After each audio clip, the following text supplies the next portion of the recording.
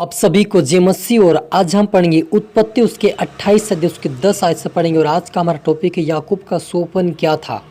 यहाँ पर लिखा कि याकूब बिरसबा से निकलकर हारान की ओर चला और उसने किसी स्थान में पहुंचकर रात वहीं बिताने का विचार किया, क्योंकि सूर्य अस्त हो गया था। इसलिए उसने उस स्थान के पत्थरों में से एक पत्थर ले अपना तकिया बनाकर रखा और उसी स्थान में सो गया। तब उसने स्वप्न में क्या देखा कि एक सीढ़ी पृथ्वी पर खड़ी है और उसका सिरा स्वर्ग तक पहुंचा है और परमेश्वर के दूत ने उस पर चढ़ते उतरते हैं। और यहोवा उसके ऊपर खड़ा होकर कहता कि मैं यहोवा तेरे दादा अब्राहम का परमेश्वर, इसहाक का परमेश्वर भी मैं हूँ। जिस भूमि पर तू लेटा है उससे मैं तुझको और तेरे वंश को दूंगा। हालेलुया। हम प्रार्थना करें। धन्यवाद मेरे ईश्वर राजा प्यारे पिता परमेश्वर, आज के वचन आज के कलाम से मेरे पिता हर एक से बातें कर प्रभु जी। मेरे पिता अब्बा खुदा यीशु मसीह जैसा आपने याकूब से सोपन के द्वारा बातें किया मेरे पिता, वैसे आपके बेटा बेटे आज का वचन जितने प्रभु जी देखे सुने प्रभु उनसे प्रभु सपनों दर्शन के द्वारा बातें कर आत्मिता प्रार्थना सुनो बड़ा आपके राज्य की वारिस बना पिता, उनकी रक्षा कर मेरे ईश्वर राजा। पवित्र आत्मा प्रभु यीशु मसीह आप मेरे मुँह सहकर बोले पिता मदद सहायता कर सभी की तरह आत्मा सौंपते हैं। ये प्रार्थना दुआ यीशु तेरे मीठा मधुर नाम से मांगते हैं, आमीन। तो मेरा जी जो हम यहाँ पर देखते हैं उत्पत्ति 28 उसके 10वें से हमने पढ़ा कि याकूब बिरसबा से निकलकर हारान की ओर चला और उसने किसी स्थान में पहुंचकर रात वहीं बिताने का विचार किया, क्योंकि सूर्य अस्त हो गया था। इसलिए उसने उस स्थान के पत्थरों में से एक पत्थर ले अपना तकिया बनाकर रखा और उसी स्थान में सो गया। तब उसने उस सोपन में क्या देखा कि एक सीढ़ी पृथ्वी पर खड़ी है और उसका सिरा स्वर्ग तक पहुंचा है और परमेश्वर के दूत उस पर से चढ़ते उतरते हैं। और यहोवा उसके ऊपर खड़ा होकर कहता है कि मैं यहोवा तेरे दादा अब्राहम का परमेश्वर, इसहाक का भी परमेश्वर हूँ। जिस भूमि पर तू लेटा है उससे मैं तुझे और तेरे वंश को दूंगा और तेरा वंश भूमि के धूल के किनकों के समान बहुत होगा और पश्चिम पूर्व उत्तर दक्षिण चारों दिशा फैलाता जाएगा। और तेरे वंश के द्वारा पृथ्वी के सारे कुल आशीष पाएंगे। और सुन मैं तेरे संग संग रहूंगा और जहाँ कहीं तू जाएगा वहाँ तेरी रक्षा करूंगा और तुझे इस देश में लौटा ले आऊँगा। मैं अपने कहे हुए को जब तक पूरा ना कर लूँ तब तक तुझको ना छोड़ूंगा। हालेलुया। मेरे अजीजों, जब हम देखते हैं कि याकूब जब अपने भाई से आशीष को चुरा कर भाग रहा था और जब वो भाग रहा था तब वो अपने मामा लाबान के यहाँ जा रहा था। तब उसको जाते जाते रास्ते में रात हो गई, सूर्यास्त हो गया। तब उन्होंने रात बिताई और रात बिताने के समय उसको सोपन में आया कि परमेश्वर के दूत क्या देखता है, वो उतरते हुए चढ़ते हुए देखता है और पृथ्वी से स्वर्ग तक उसको सीढ़ी दिखाई देती है। वहाँ पे दूत आते जाते हुए दिखाई दे रहे थे। उस सीढ़ी और स्वर्ग में खड़ा होकर परमेश्वर कहता कि मैं तेरा दादा अब्राहम और इसहाक का परमेश्वर भी मैं हूँ। और जिस भूमि पे तू लेटा है उससे मैं तुझे और तेरे वंश को दूंगा। हालेलुया। और मैं कहता है कि जिस भूमि पर तू लेटा है मैं तेरे वंश को दूंगा, तो तेरा वंश अनगिनत धूल के किनकों के समान बहुत होगा और पूर्व पश्चिम उत्तर दक्षिण में क्या करेगा, फैलता जाएगा।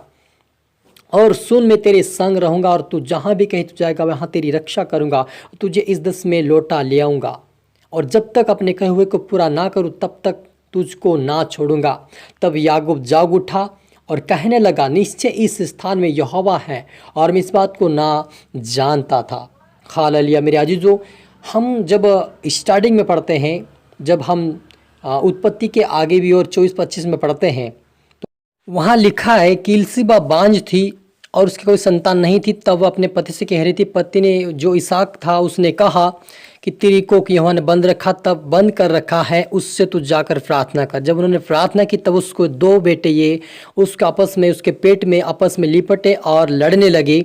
तब वह परमेश्वर यहोवा को और पूछने गई और कहा कि ऐसी मेरी हालत रहेगी तो मैं कैसे जीऊँगी। लेकिन परमेश्वर यहोवा ने दर्शन में कहा था कि तेरे पेट में 2 जातियाँ हैं, वो जन्म में होते ही 2 राज्य बटोर लेंगे और बड़े का जो बड़ा रहेगा छोटे का अधीन रहेगा। और हम देखते हैं कि याकूब जो था छोटा था और वो उसका अधिकार एसाव का लेकर भाग रहा था। तब परमेश्वर ने उसको दर्शन दिया था और दर्शन में कहा था कि वो कहता है यहोवा कि मैं जब तक कहे हुए को पूरा ना कर तब तक मैं तुझे ना छोड़ूंगा।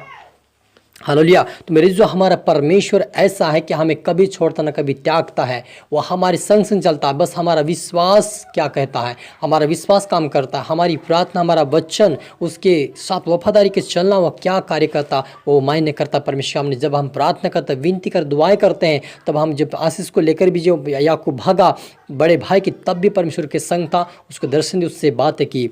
तब याकूब जो भोर को याकूब उठा और अपने तकिए का पत्थर लेकर उसका खंबा खड़ा किया और उसके सिर पर तेल डाल दिया। उसने उस स्थान का नाम बेतल रखा, पर उसका नाम पहले ए नगर और पहले उसका नाम लुज था। याकूब ने यह मन्नत मानी, यदि परमेश्वर मेरे संग रहा कर इस यात्रा में मेरी रक्षा करे और मुझे खाने के लिए रोटी और पहनने के लिए कपड़ा दे और मैं अपने पिता के घर में कुशल से लौट आऊँ, तो यहोवा मेरा परमेश्वर ठहरेगा और इस स्थान जिसका मैंने खंबा खड़ा किया है परमेश्वर का भवन ठहरेगा, और जो कुछ तू मुझे दे उसका दशमांश अवश्य ही तुझे दिया करूँगा।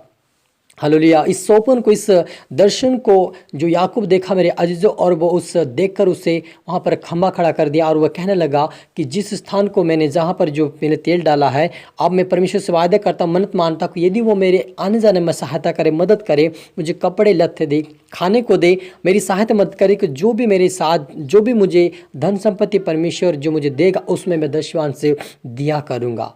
हालेलुया। जिस स्थान को मैंने पत्थर खड़ा कि वहाँ पे भवन बनाऊंगा। तो मेरे अजीजों, हमारा परमेश्वर वो है जो हमारे हर कमी घटी को दूर करता है। आज बहुत सारे परमेश्वर कहते हैं कि ये रोटी